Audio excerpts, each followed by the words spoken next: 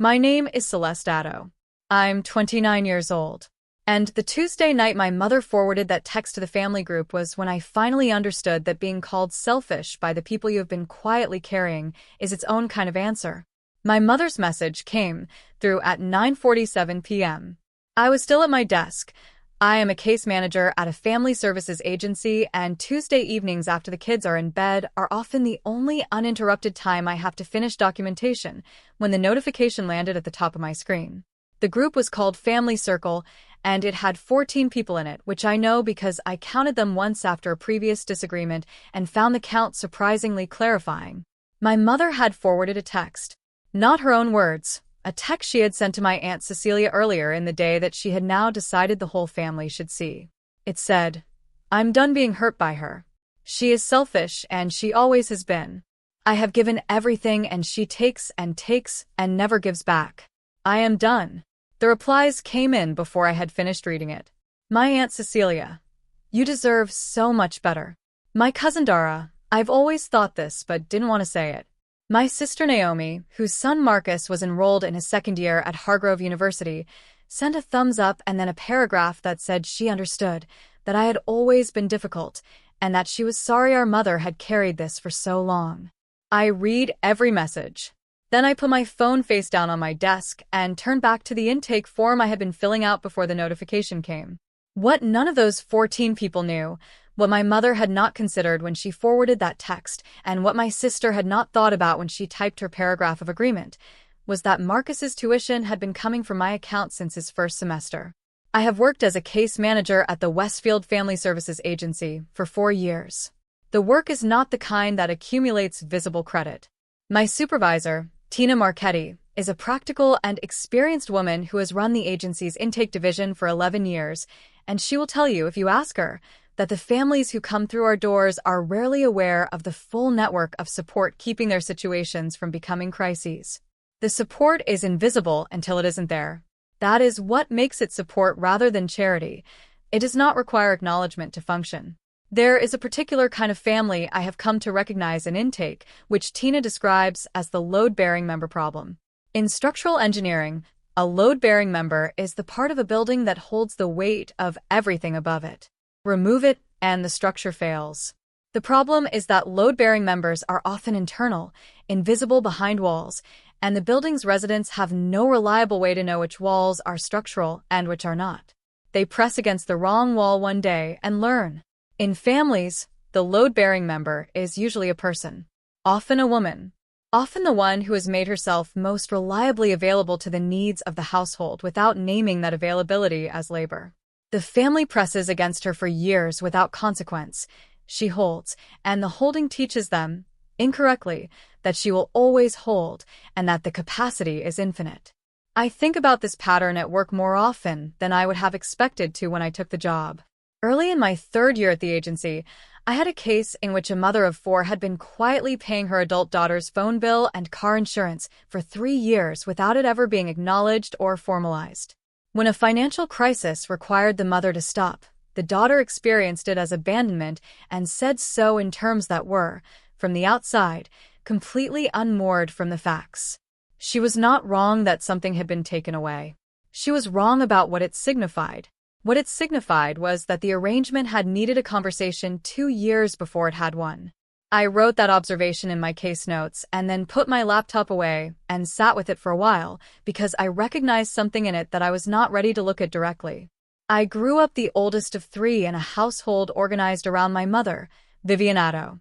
My mother is 56 years old, and she is not a cruel woman.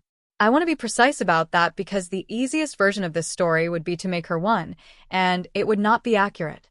She is a woman who was raised in a pattern of emotional enmeshment so thorough that she has never fully separated her own well-being from the behavior of the people around her.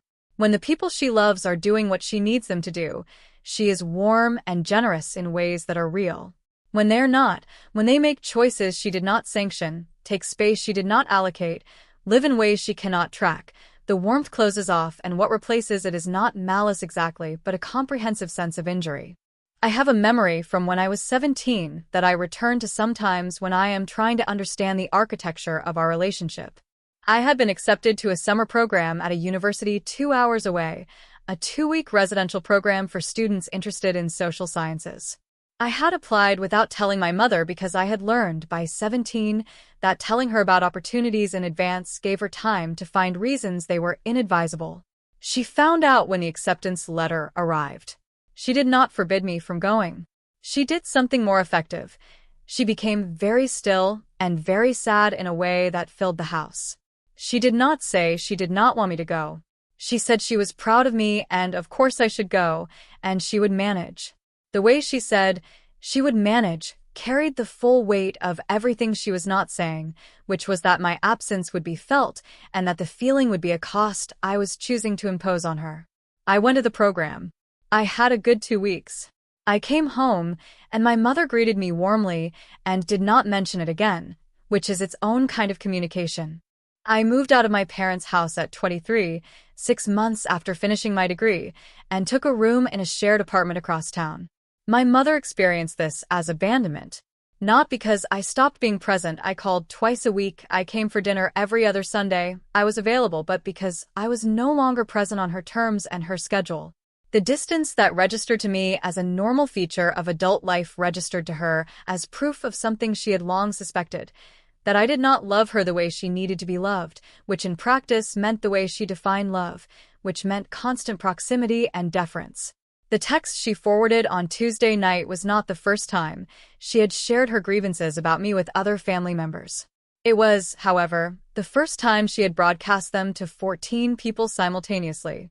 Something had tipped from private dissatisfaction into public record, and I suspected, from the timing, 2 days after I had declined to cancel a planned trip to attend a cousin's event my mother had organized, that the trip was the proximate cause. The event itself was irrelevant. What mattered to my mother was that I had chosen my own plans over hers, and that this choice required an explanation she could circulate. My sister Naomi is 34. She is 3 years older than me, which I mention because it becomes relevant later.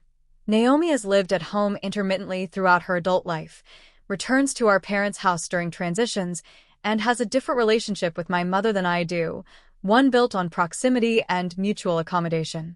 Naomi's son Marcus, my nephew, 20 years old, enrolled at Hargrove University the previous fall on partial scholarship. The scholarship covered 60% of his tuition.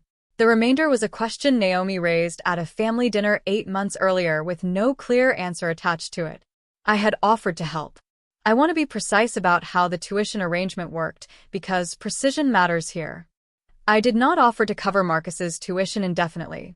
I offered to pay the first year's balance while Naomi worked out a longer-term plan, student loans, a payment plan with the university, a part-time arrangement Marcus could manage alongside his coursework. I called the university's billing office and spoke with a coordinator named Bridget Osei, who was methodical and clear about the available options. I set up a direct pay authorization on the account. Marcus's balance for the fall semester cleared. His spring balance cleared. He completed his first year. At the end of the first year, Naomi and I had one conversation about the longer-term plan. She said she was looking into options. She would let me know. I said fine, and told her I would need at least a month's notice before the fall billing cycle if she was going to take over the payment. The fall billing cycle arrived. No notice came. The invoice was generated. I paid it. At no point did Naomi directly ask me to continue paying. At no point did I explicitly agree to continue paying. What happened instead was the thing that happens in families when one person is reliable and everyone else is aware of it. The arrangement continued because I was the kind of person who would let it continue rather than let Marcus lose his enrollment over a billing gap. My mother knew I was paying. Naomi knew I was paying. Neither of them had ever acknowledged it directly. $9,400 a year. Fall and spring split evenly. 2 years running. I had been, by every functional definition, the person funding my nephew's education. And I was, according to the text my mother forwarded to 14 people on a Tuesday night, selfish. I finished the intake form I had been working on. I sent it. I closed my laptop. I sat in my home office for a few minutes in the specific quiet that settles after a long workday when the building around you is mostly asleep and the screen in front of you is dark. I was not composing a response to the family group. I have learned, through 4 years of case management work, that the most ineffective thing you can do in a situation with an elevated emotional charge is respond before the charge has moved through the room. You wait. You let the room reorganize. Then you assess what is actually in front of you. What was actually in front of me was a question I had been circling for 2 years without fully asking it. Was I continuing to pay Marcus's tuition because I wanted to, or because I had quietly become the person who did it, and stopping would require naming what was happening in a way nobody in my family seemed interested in doing? I picked up my phone. I navigated to the university's billing portal. I looked at the account. Marcus's spring invoice for the current semester was outstanding, due in 3 weeks. My direct pay authorization was active. One scheduled transfer. I changed the status to pending authorization review and set a 72-hour hold. Then I walked to my window. My apartment is on the 4th floor of a building that faces a residential street, and at 11 at night the street is quiet in the way that city streets are quiet when the foot traffic has thinned and only the ambient light remains. The orange of the street lamps on the pavement, the occasional set of headlights, the lit windows of the building across the way, where someone was still awake in their kitchen. I stood there for a while, not thinking through the logic of what I had done. I had already done that in the 4 minutes between reading the text and opening the billing portal, but just standing, present, steady in the way that the room behind me was steady. Then I put on my jacket and went outside.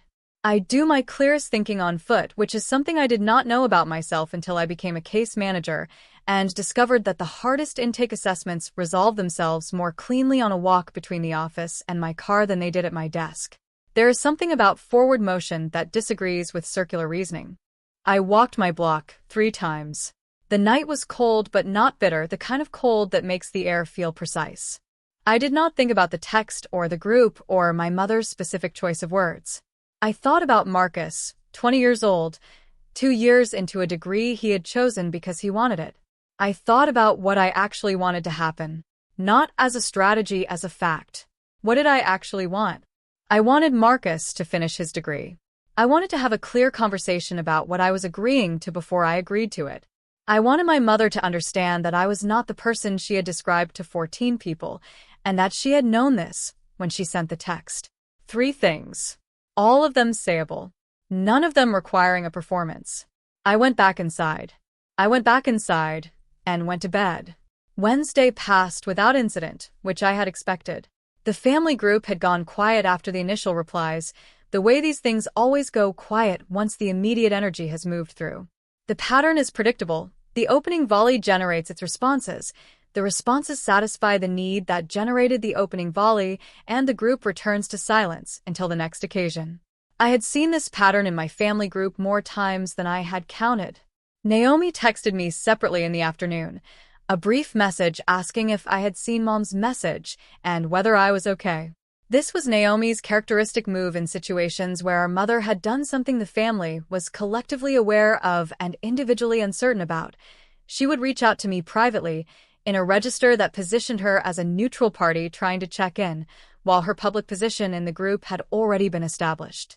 She had sent a thumbs up to our mother's text and a paragraph of validation.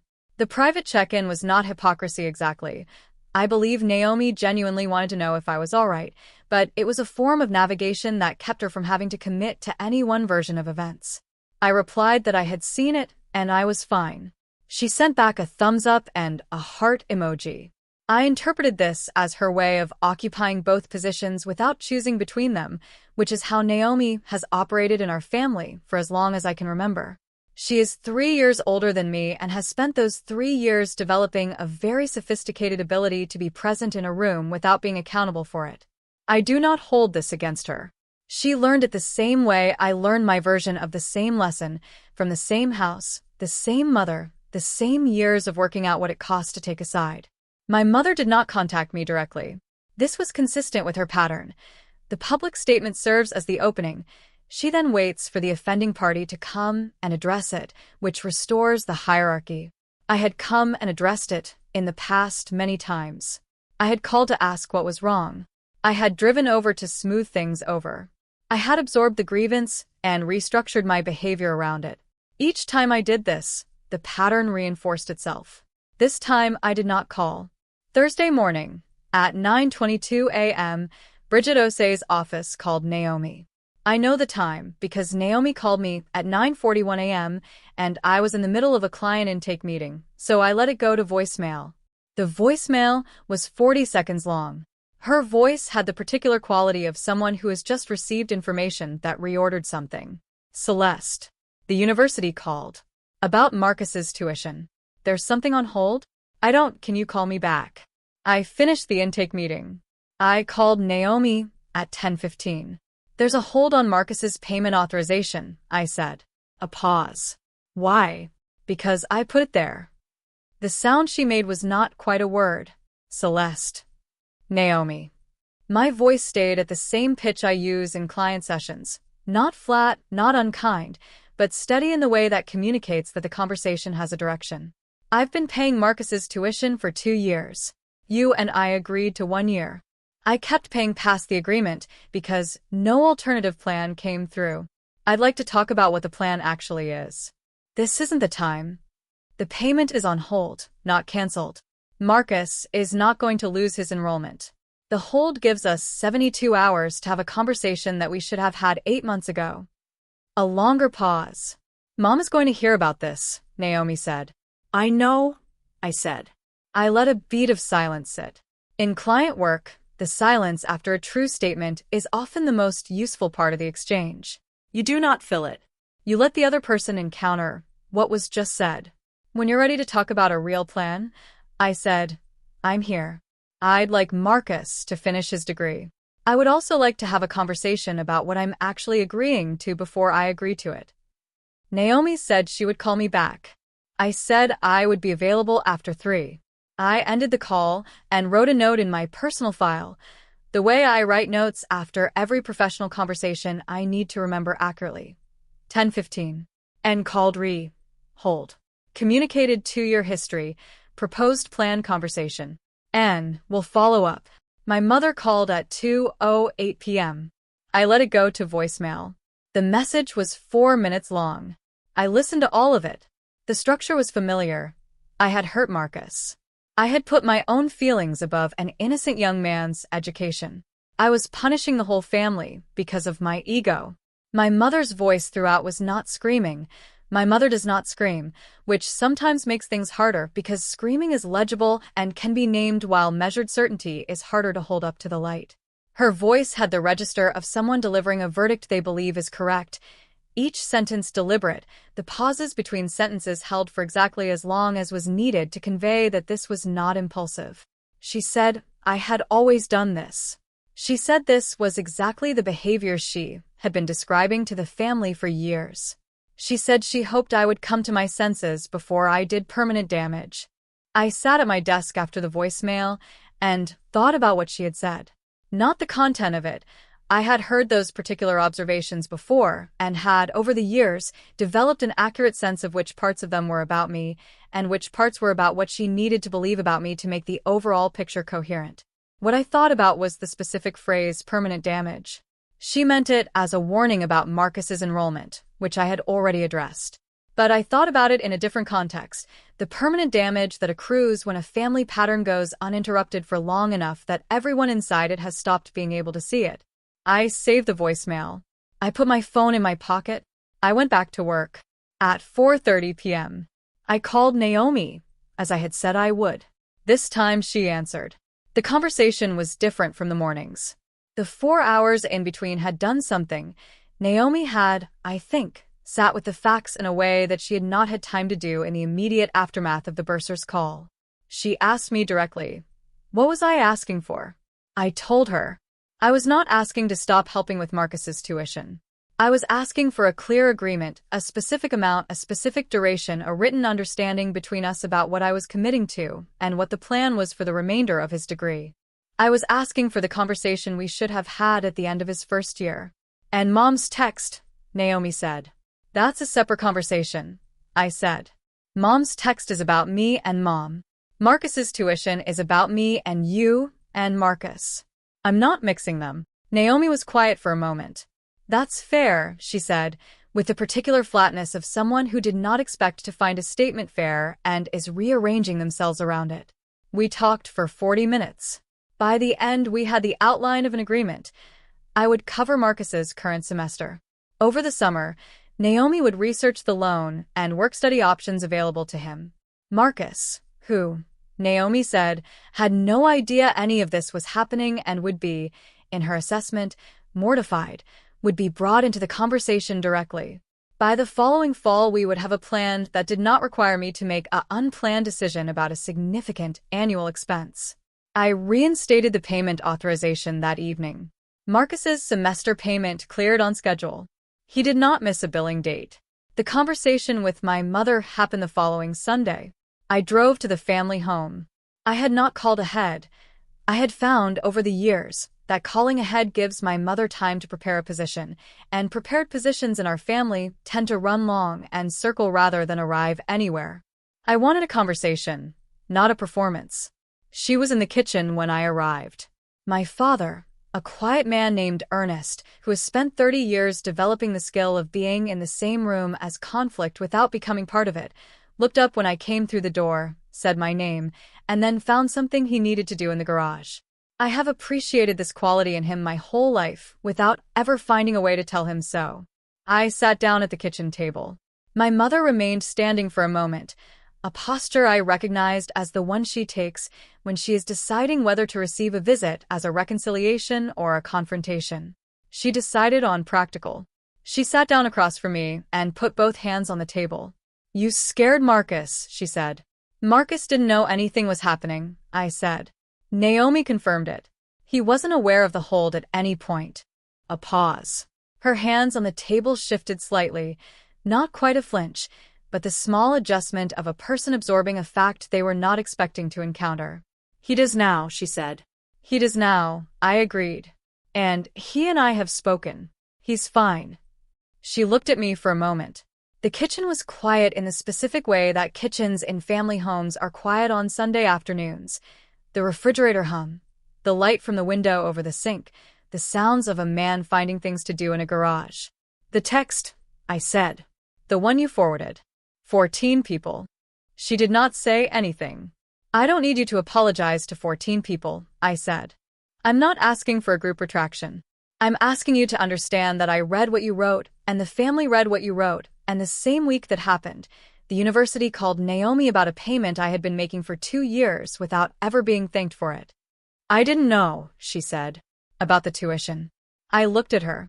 "Yes, you did." Her hands on the table shifted slightly. "A recognition." "You knew I was paying it," I said. "You said nothing about it to the family when you forwarded that text. You described me as someone who takes and never gives back, and you knew I was paying your grandson's tuition." The kitchen was quiet. Outside, I could hear my father in the garage, a cabinet opening, something being moved. The ordinary sounds of a man doing what he has always done in difficult moments. My mother said, "I was angry." "I know," I said. "I'm not here because you are angry. I'm here because being angry at me and calling me selfish to 14 people are different things, and I need you to understand that I know the difference." She looked at the table for a long moment. "What do you want from me?" "I want us to have a real conversation when something is wrong," I said. "Not a text to a group. Not a broadcast. A conversation. You and me." She did not say yes immediately. She is not a person who says yes to things immediately when the yes involves a change to a pattern she has maintained for years. But she nodded once, small, deliberate, in a way that told me she had heard what I said and was letting it land. I stayed for an hour. We did not resolve anything permanently. We are not the kind of mother and daughter who resolves things permanently in one kitchen conversation. What we did was sit in the same room and talk about something real, which is a different kind of progress and the only kind that actually holds.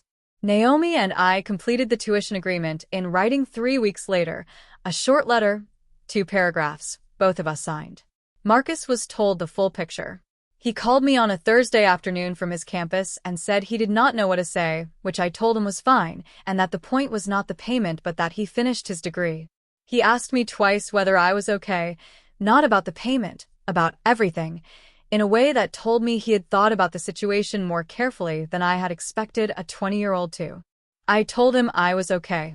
He said thank you 3 times. I told him once was enough. He has a good instinct, Marcus. Naomi had told me he was working on a research project in his social sciences major that was getting some attention from his department, and when I asked him about it on the call, he talked about it for 10 minutes with the particular kind of focused energy that belongs to people who have found the thing they are supposed to be doing. He reminded me, in that conversation, of why I had said yes in the first place. By the following fall, Marcus had secured a part-time work-study position through Professor Kwame Asare, who directs the university's Community Research Unit, and had offered Marcus a role after his work in an Introductory Methods course came to Asare's attention. Marcus told me about the position in a text with 3 exclamation marks, which I took as a good sign. The work-study income covered 40% of his remaining tuition gap. Naomi handled the rest through a structured payment plan that Bridget Osei, the university's billing coordinator, helped her establish over 2 phone calls. Bridget, Naomi told me, was patient and clear and did not make her feel judged for the delay, which is the quality that distinguishes a good billing coordinator from a merely competent one. My name was no longer on the account. I checked once a month after the transition just to confirm the authorization had fully transferred. It had. I closed the portal and did not open it again. I continued to drive home on Sundays, the same as I always had. My mother and I had 3 more difficult conversations over the following year, each one shorter than the last, not because the difficulty resolved, but because the pattern of broadcasting it had changed. She called me directly when something was wrong. I answered. We argued sometimes and came to no conclusions and got off the phone and called back a week later and continued. That is what it looks like when a pattern actually changes rather than just going quiet for a while. My work with families at the agency has taught me that the difference between a family that repairs and a family that fractures is rarely about the size of the wound. It is about whether anyone is willing to stay in the room long enough to say the true thing out loud, to the right person, not to a group, not in a forwarded text, to the actual person. The text my mother sent to 14 people was not the true thing. It was what she sent when the true thing felt too small and too exposed to say directly. I understand that now in a way I did not at 29. The true thing was simpler. I miss you, and I don't know how to say it without it sounding like a demand. I cannot say that for her. What I can do is answer the phone when she calls. If you stayed until the end of the story, the moment I keep returning to is Thursday morning, after the bursar's office called Naomi. Not the call itself. The 40 minutes after it before I called Naomi back. I went for a walk around my block 3 times. No planned, no speech, no particular thought. Just the morning and the street, and the knowledge that something was about to have to be said that should have been said a long time ago. Has there been a moment in your life when you put down a contribution you had been making quietly, not to punish anyone, not as a strategy, just because you had finally run out of reasons not to, and found that the silence after it told you more about how things actually stood than anything anyone had said? Leave that in the comments. I read every one. If this story stayed with you, please like it. It tells me to make more like this. Subscribe so you don't miss the next one, and hit the notification bell so it finds you when it drops. I'll see you in the next story. This is an original fictional adaptation created for entertainment purposes only. All names, characters, events, and settings are invented.